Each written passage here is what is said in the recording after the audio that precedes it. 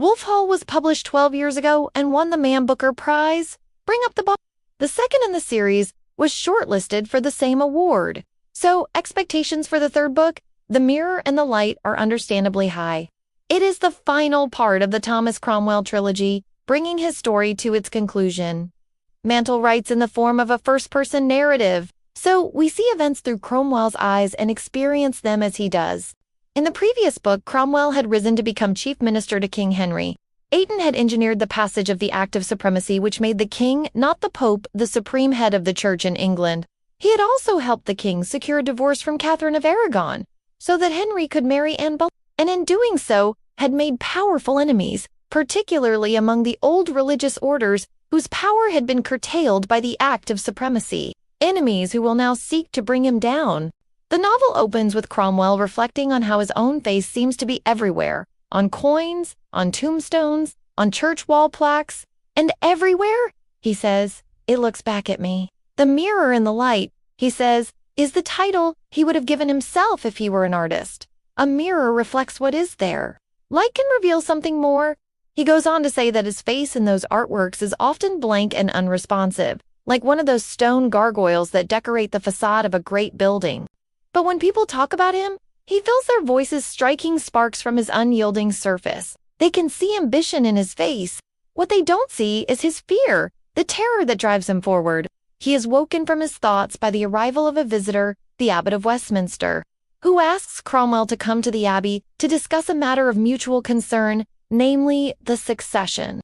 Henry has recently married one of Cromwell's former mistresses, Jean Seymour, who is now pregnant. It is essential, says the abbot, that they agree who will succeed Henry and in what circumstances. Will it be the young Prince Edward, the heir of Henry and Catherine of Aragon, or will the king's new wife have a son who will take the throne? Cromwell dismisses the idea that the succession might go to a daughter. Even though Henry and Jane have a 4-year-old daughter, Mary, who is being brought up as a Catholic and is therefore ineligible, Cromwell is also acutely aware that Mary has another sister, the future Queen Elizabeth I, who might wish to claim the throne for herself. As Cromwell heads to the Abbey, he passes through Fleet Street, the location of the home of John Rogers, one of his former servants, who he promoted to become secretary to the king. Cromwell once saved Rogers' life when he was accused of theft and was able to prove the charge was a mistake.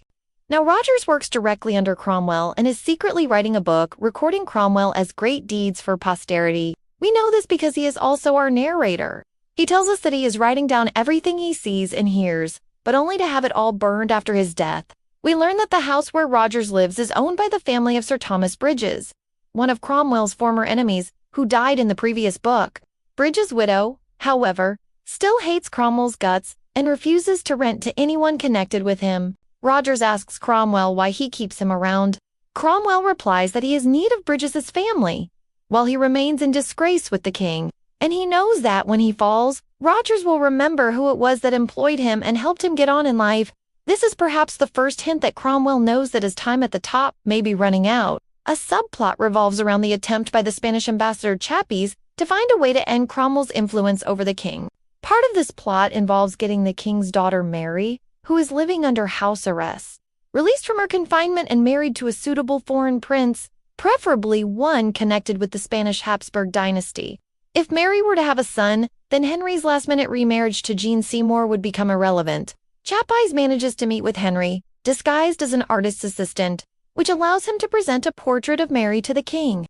The meeting goes well, and Henry allows Mary to be released from her confinement and travel to France to meet a potential husband. Chappies thinks he has bested Cromwell, but he has been out. Cromwell has set this meeting up himself, hoping to use Mary as bait to catch his enemies in the act of treason. He had tipped off 2 of his men, John Dudley and Stephen Gardiner, to spy on Chappies during the meeting with the king. When they report back, Cromwell has them arrested along with the ambassador, and the 3 are sent to the Tower of London. Cromwell deals with opposition to his policies in the same way as he dealt with opposition to the king, by accusing them of high treason and having them executed. One of his victims is the Bishop of Rome, who was instrumental in securing the annulment of Henry's marriage to Catherine of Aragon. After he has the bishop executed, he is criticized for going too far. It's not the job of ministers, says the Duchess of Norfolk, to condemn men to death. That is the job of the king. But Cromwell points out that Henry is not always in a fit state to perform his duties. Who, asks Cromwell, is fit to rule this realm, if not he? He then turns on Jane Seymour, believing that she is responsible for a pamphlet critical of him that has been circulating around the court. He has her arrested and taken to Hampton Court Palace, where the king is staying, but changes his mind when he realizes that the pamphlet was actually written by the king's own brother, the Duke of Suffolk, who has since died. Cromwell has the body exhumed to confirm that it is indeed Suffolk and clears Jane's name, but Henry is deeply affected by the pamphlet and makes it clear that he wishes Cromwell would do something about these scurrilous rumors that are being spread about him. At this point, Cromwell's health starts to deteriorate and he feels himself getting weaker. His leg wounds, which he received during the siege of Florence when he was a young soldier, had become infected. Despite his illness, he continues to work, including helping to draft a treaty with the Scots and the French, but it's obvious that he is slowing down and that he needs help. He gives much of his work to Stephen Gardiner, who will soon replace him as chief minister, and takes long periods of leave to recuperate. On one of these occasions, he attends a Christmas celebration at Cambridge University, where he is made an honorary doctor of law. But his friends warn him that he is looking old and ill. One of them, Richard Pitt, advises him to flee to Italy if he fears for his safety, saying that no charge could stick to him there. But Cromwell replies that he cannot abandon the work he has done.